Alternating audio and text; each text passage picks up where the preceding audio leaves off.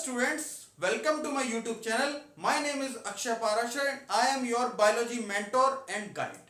Students, आज जो हमारा टॉपिक है वो है juxtaglomerular apparatus.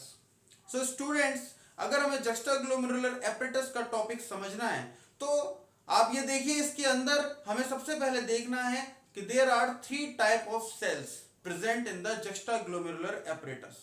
तो वो 3 सेल कौन कौन सी हैं वो हम देखेंगे. तो देखिए, सबसे पहली सेल है juxtaglomerular cells, जिनके ऊपर इस apparatus का नाम भी रखा गया है. Okay, second type of cell है macula densa sales.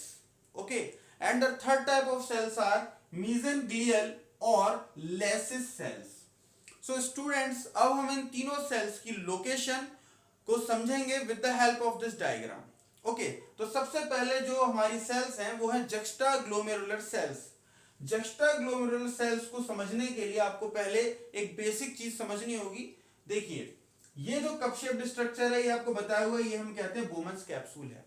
Bowman's capsule के अंदर प्रेजेंट होता है कैपिलरी नेटवर्क, जिसे हम बोलते हैं ग्लोमेरुलस. ग्लोमेरुलस को ब्लड सप्लाई देती है एक ब्लड वेसल, जिसका नाम क्या है? जिसका नाम है एफेरेंट आर्टीरियोल. एफेरेंट आर्टीरियोल की जो वॉल है उसी जगह पर प्रेजेंट होगी juxtaglomerular cells. ओके, तो अब आप जरा इसका कंटेंट समझिए. Juxtaglomerular cells are found on the walls of afferent arteriole. Okay, तो आप ये देखिए, juxtaglomerular cells, ये ब्लैक कलर की जो सेल्स हैं ये बनाई हुई हैं, and these are present on the walls of the afferent arteriole. तो आपको लोकेशन समझ में आ गई है, आपको सेल का नाम भी पता चल गया है. सेकंड टाइप की सेल देखिए, सेकंड टाइप की जो सेल है उन्हें आपको समझना है, वो है macula densa cells. Okay, macula densa cells क्या होती हैं? जो हमारा डिस्टल ट्यूब्यूल हमने स्ट्रक्चर ऑफ नेफ्रॉन में समझा था.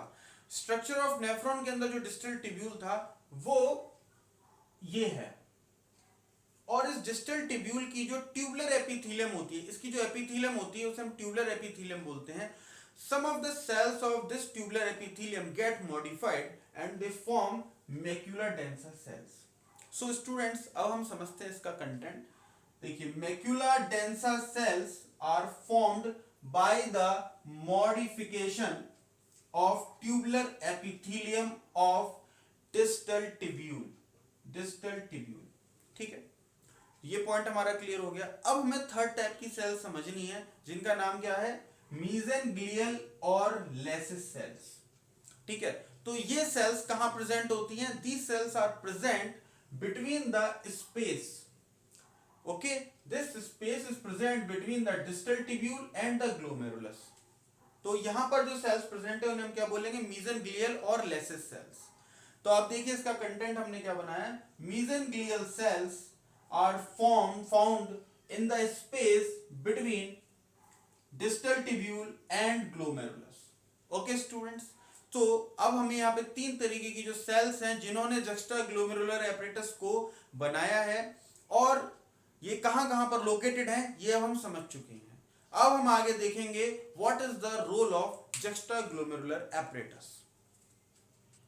Now we will see the role of juxtaglomerular apparatus.